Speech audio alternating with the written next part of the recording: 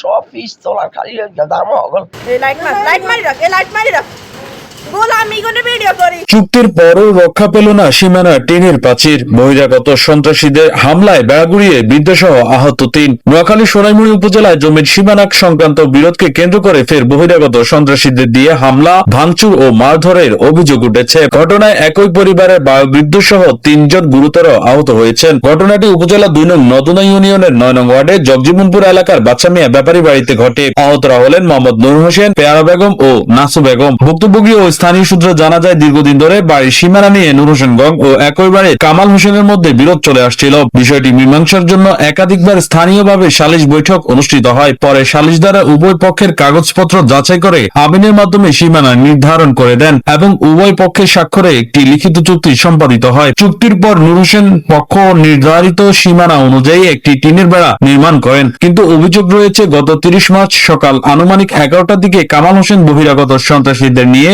এসে ওই বেড়া ভাঙচুর করে। এতে এলাকায় উত্তেজনা ছড়িয়ে পড়ে। স্থানীয়দের হস্তক্ষেপে সন্ত্রাসীরা সেদিন ঘটনাস্থল ত্যাগ করে। এই ঘটনায় বরকতুল্লাহ বাদী হয়ে সোনাইমুড়ি থানায় কামাল হোসেন, নাজমা বেগম সহ অজ্ঞাতনামা কয়েকজনকে আসামি করে একটি লিখিত অভিযোগ দায়ের করেন। এরপর ৩১ মার্চ সকালে নূর হোসেন পক্ষ পুনরায় বেড়াটি মেরামত করেন। তবে একই দিন সন্ধ্যায় আবারও অভিযুক্ত কামাল হোসেন বহিরাগত সন্ত্রাসীদের নিয়ে এসে সীমানার টিনের প্রাচীর সম্পূর্ণভাবে ভাঙচুর করে বলে অভিযোগ ওঠে। এ সময় বাধা দিতে গেলে সন্ত্রাসীরা দেশীয় অস্ত্র দিয়ে হামলা চালায়। এতে নূর হোসেন সহ ৩ জন গুরুতর আহত হন। আহত পেয়ারা বেগম ঘটনাস্থলে অজ্ঞান হয়ে পড়েন। পরে স্থানীয়রা উদ্ধার করে তাকে উপজেলা স্বাস্থ্য কমপ্লেক্সে নিয়ে ভর্তি করেন। ঘটনার পর এলাকায় চরম উত্তেজনা বিরাজ করছে। ভুক্তভোগীরা দ্রুত প্রশাসনের হস্তক্ষেপ ও দোষীদের গ্রেফতারের দাবি জানিয়েছেন। সোনাইমুড়ি থানার এসআই নূর নবী ও রিপন হোসেন উভয় ঘটনাস্থল পরিদর্শন করেন এবং অতি শীঘ্রই এ ব্যাপারে শক্ত পদক্ষেপ নেওয়া হবে বলে জানান। এলাকাবাসীর প্রশ্ন, চুক্তির পরেও কেন থামছে না এই দখল তাণ্ডব? প্রশাসনের কঠোর পদক্ষেপে কি পারবে